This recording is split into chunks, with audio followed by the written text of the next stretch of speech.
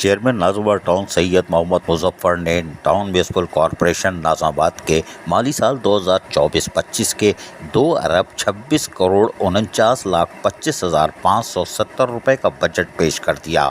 Council نے budget اتفاق رائے سے منظور بھی کر لیا۔ اس موقع پر ان کے ہمراہ وائس چیئرمین محمد نعمان صدیقی، اراکین council, municipal commissioner Iqtidar Ali Jafri, director advertisement Asif Baig, director council Ubaid Khan, director sanitation Zaheer Ahmed, director پاس آصف حسین، جبکہ director information Fahim Mustafa Zaidi, deputy director education Khadija Tasleem, deputy director administration Hammad, deputy director taxes Ahsan, focal person clerk Rashid, assistant account officer Ahmed اور دیگر بلدیاتی افسران بھی موجود تھے۔ محمد مظفر نے بجٹ اجلاس سے خطاب کرتے ہوئے کہا کہ ہم نے ایسا بجٹ تیار کیا ہے جس میں خلوص نیت کے ساتھ عمل درآمد کر کے شہریوں کی ضروریات اور ترجیحات کے مطابق ترقیاتی کام سر انجام دیے جا سکیں۔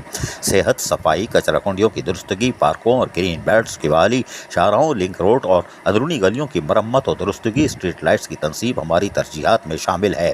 چیئرمین نازم آباد ٹاؤن سید محمد مظفر نے کہا کہ آنے والے مالی سال میں نازم آباد ٹاؤن نے عوام پر کوئی نیا ٹیکس نہیں عائد کیا۔ بجٹ میں ترقیاتی کاموں کے لیے 54,26,60,000 روپے مختص کیے گئے ہیں، جبکہ غیر ترقیاتی کاموں کے لیے 1,72,21,30,957 روپے کی رقم مختص کی گئی ہے۔ اراکین کونسل نے 1,40,613 روپے کی بچت کا بجٹ پیش کرنے پر چیئرمین نازم آباد ٹاؤن سید محمد مظفر کو زبردست خراج تحسین پیش کیا۔ عزیز عارف، KBS بلدیاتی نیوز، کراچی۔ ایسی ہی خوبصورت ویڈیوز فیوچر میں حاصل کرنے کے لیے ریڈ بٹن پر کلک کر کے اور بیل آئیکن کو پریس کر کے ہم سب کے سبسکرائبر بننا مت بھولیے۔